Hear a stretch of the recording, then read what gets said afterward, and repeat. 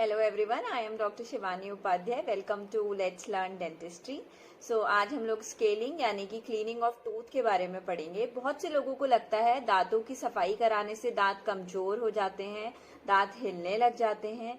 तो इनमें से कितनी चीजें मिथ हैं और क्या फैक्ट हैं, इन सभी के बारे में आज हम जानेंगे। So let's know about it. Scaling that is दांतों की सफाई, क्लीनिंग ऑफ टीथ होता क्या है? ये एक रूटीन डेंटल प्रोसीजर होता है जिसमें हम प्लाक और कैलकुलस जो दांतों में जमा होता है और मसूड़ों के अंदर जमा होता है उन्हें निकालते हैं। किससे? अल्ट्रासोनिक मशीन होती है, उससे हम लोग इस गंदगी को निकालते हैं। Right, so this is a routine dental procedure. अब ये प्लाक और कैलकुलस क्या होता है?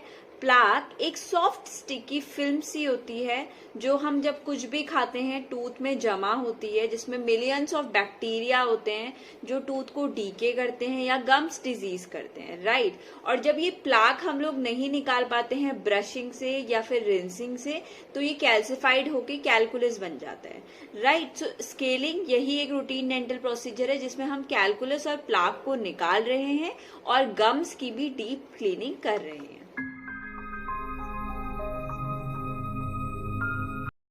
दांतों की गंदगी से गम्स की डिजीज होती कैसे है, देखिए समझते हैं। ये हमारा एक दांत है, इसको चारों ओर मसूड़ों ने जकड़ रखा है। गंदगी पहले प्लाक बना, अब प्रॉपर ब्रशिंग टेक्निक नहीं थी और आपने रिंसिंग नहीं करा तो ये प्लाक कैल्सिफाइड होके इसने क्या करा? कैलकुलस बना दिया। राइट, अब इसमें मिलियंस ऑफ बैक्टीरियाज हैं जो कैविटी कर सकते हैं और इन जो ये गम्स हैं इनको रिसीड कर सकते हैं। रिसीड करना मतलब दांतों से गम्स नीचे जाना। राइट, सो क्या हुआ? सबसे पहले इसने जिंजिवाइटिस की कंडीशन करी। जिंजिवाइटिस में क्या होता है? गम्स स्वेलन हो जाते हैं, इन्फ्लेम्ड हो जाते हैं, सूजन आ जाती है और रेड हो जाते हैं, तो वहां से ब्लीडिंग ऑफ गम्स शुरू हो जाता है। तो फर्स्ट स्टेज इज जिंजिवाइटिस। अभी भी हमने स्केलिंग नहीं कराई तो सेकेंड स्टेज में क्या होता है? ये जो जिंजिवाइटिस होता है ये धीरे धीरे धीरे करके पेरियोडोंटाइटिस में कन्वर्ट होता है, मतलब पायरिया में कन्वर्ट होने लगता है। ये गम्स को गलाना शुरू करता है और अभी जो दांत को गम्स ने जकड़ रखा था वो गम्स नीचे नीचे जाने लग जाएंगे धीरे धीरे करके और दांत एक्सपोज्ड होता चला जाएगा। तो इससे सेंसिटिविटी की प्रॉब्लम होती है और एडवांस पेरियोडोंटाइटिस में जब ये गम्स बहुत ज्यादा नीचे चले जाते हैं तो दांत हिलने लग जाते हैं। That is advance periodontitis.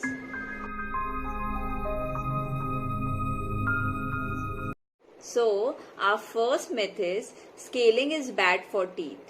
ऐसा नहीं होता है। Fact is scaling is beneficial for teeth. Scaling कराना, दांतों की सफाई कराना बहुत जरूरी होता है क्योंकि ये सिर्फ प्लाक और कैलकुलस को ही नहीं निकालती है। क्योंकि अब आप लोगों के मन में डाउट होगा कि कैलकुलस तो ब्रश से भी निकल सकता है, बट नहीं, कैलकुलस इतना कैल्सिफाइड होता है कि वो आप ब्रश से नहीं निकाल सकते। तो स्केलिंग प्रोसीजर ना सिर्फ कैलकुलस और प्लाक को निकाल रहा है बल्कि जिन लोगों में बैड ब्रेथ होती है उसे भी प्रिवेंट करता है एंड आपकी ब्लीडिंग गम्स को भी ये सही करता है। तो scaling is beneficial for our teeth and it is a routine dental procedure.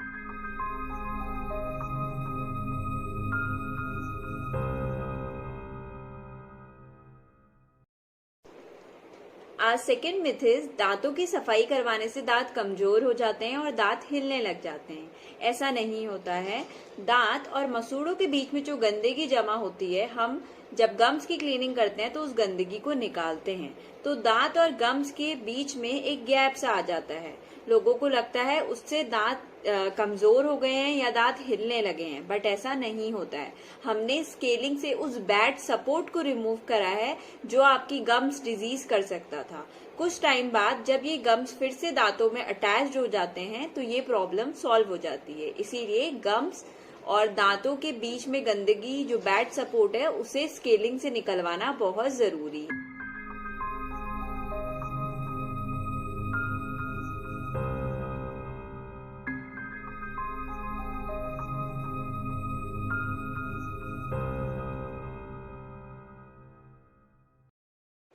Third myth is दांतों की सफाई करवाने से दांतों में झंझनाहट होती है।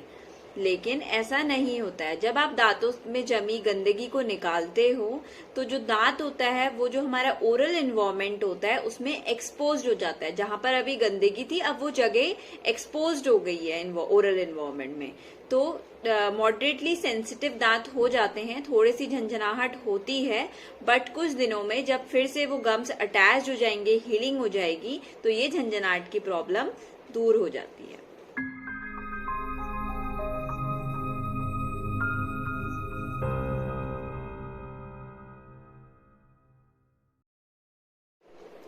चौथा मिथ है दांतों की सफाई करवाने से दांतों के बीच में गैप आ जाता है, लेकिन ऐसा नहीं होता है। आपके दांत को चारों ओर से गंदगी ने जकड़ रखा है। जब ये सफाई से गंदगी निकल जाती है तो दो दांतों के बीच में गैप आता है, लेकिन फिर से जब मसूड़े अपनी पकड़ दांत में बना लेते हैं तो ये गैप अपने आप ही चला जाता है।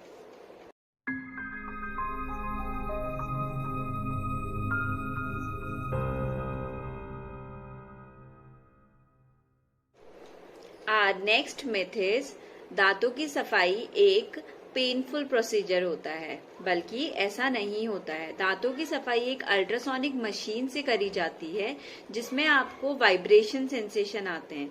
जब आप ये कैलकुलस और प्लाक को रिमूव अवे करोगे तो आपको वाइब्रेशनल सेंसेशन आते हैं। That's it. So it is not a painful procedure.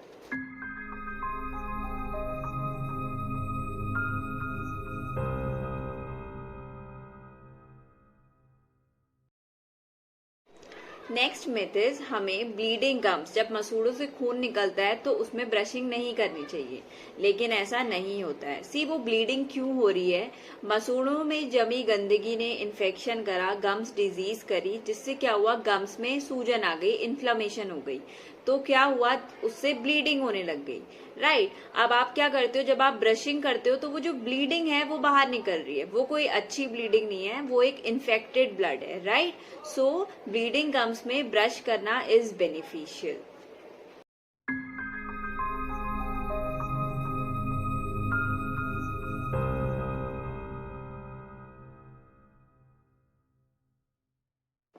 Our next myth is cavities सिर्फ मीठा खाने से होती हैं, लेकिन ऐसा नहीं होता है। कैविटीज होती हैं उन बैक्टीरिया से जो एसिड प्रोड्यूस करते हैं। जब भी हम कार्बोहाइड्रेट्स खाते हैं जैसे fruits, vegetables, rice, bread, sugar etcetera, तो बैक्टीरियाज प्रोड्यूस होते हैं। वो क्या करते हैं, वो एसिड प्रोड्यूस करते हैं और उससे हमारे दांतों में कीड़ा लग जाता है। राइट। सो कैविटीज नहीं होने के लिए सिर्फ मीठा ही खाना कम नहीं करना पड़ता है, बल्कि प्रॉपर ओरल हाइजीन भी रखनी पड़ती है। तो उसके लिए प्रॉपर ब्रशिंग टेक्निक्स होनी चाहिए और आपको स्केलिंग टाइम टू टाइम एक रूटीन डेंटल प्रोसीजर की तरह करवानी चाहिए।